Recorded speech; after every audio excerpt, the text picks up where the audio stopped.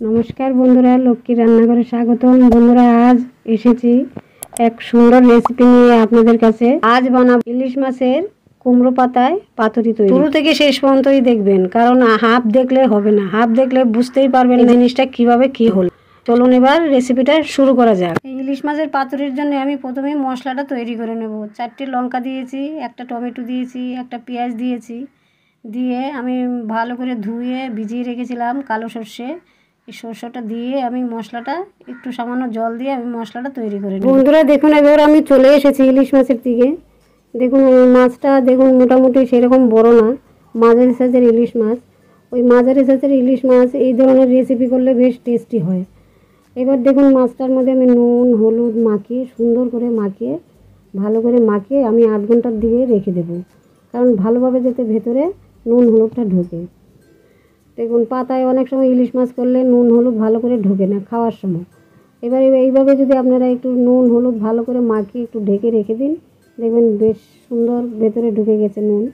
এবার চলে এসেছি রান্নাঘরে।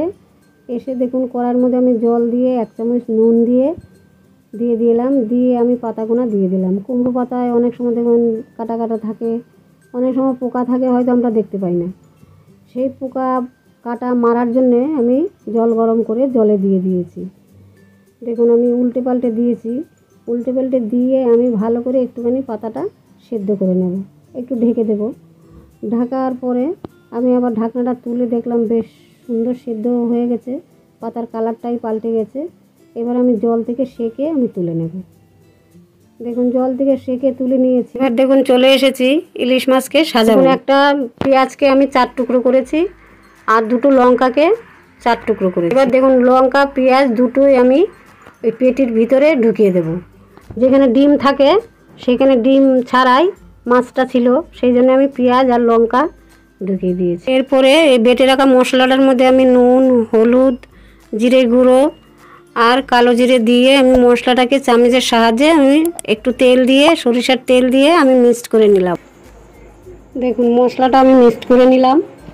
এবার আমি একটা পাত্রে এই পাতাগুনা ছড়িয়ে নিয়ে নিলাম।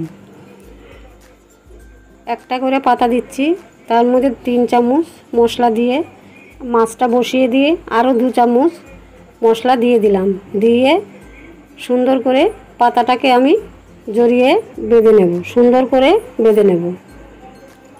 পাতাগুনা দেখুন কি সুন্দর নরম হয়েছে, বাঁধতে সুবিধা হয়। দেখুন কি সুন্দর করে বেঁধে নিলাম, কোনো অসুবিধা হলো না। এবার আমি লাস্ট পাতাটায় আমি জড়িয়ে সুন্দর করে রেখে দেব।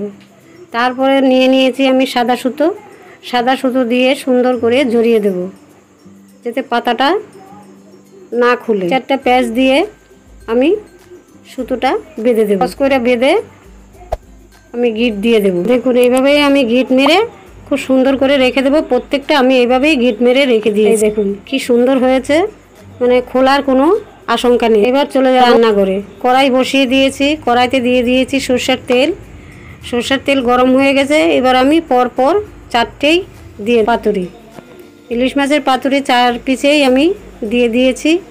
দিয়ে এবার আমি একটা ঢাকনা দিয়ে আমি ঢেকে দেব, মিডিয়াম আঁচে রেখে দেব। মিনিট 10 পরে ঢাকনা খুলে আমি আবার পরের পিঠে উল্টে দেব। দেখুন হয়ে গেছে, ঢাকনা খুলে আমি পরের পিঠ উল্টে দিয়েছি। 1 পিঠ হয়ে গেছে, আর 1 পিঠ আমি উল্টে দিয়েছি। উল্টে দেওয়ার আর 2-3 মিনিট রাখবো। 2-3 মিনিট পরে আমি খুলে দেখে নেব ওই পিঠ হয়েছে কি না। একদম পারফেক্ট হয়ে গেছে। এবার আমি নামিয়ে দিয়েছি। এবার কাটবো, একটা কাঁচি নিয়েছি, কাঁচি দিয়ে সুতোটা কেটে আমি পাতাটা সরিয়ে দেখব ইলিশের পাতুরি কেমন হয়েছে আর কীরকম সেন্ট, অসাধারণ সেন্ট বেরিয়েছে। বন্ধুরা আপনারা এইভাবে বাড়িতে করে খাবেন গরম ভাতে। কুমড়ো পাতায় ইলিশ মাছের পাতুরি তৈরি। বন্ধুরা ভালো লাগলে অবশ্যই লাইক শেয়ার সাবস্ক্রাইব করবেন, পাশে থাকা বেল আইকন প্রেস করে দেবেন, কমেন্টে জানাবেন বাড়িতে করে। নমস্কার।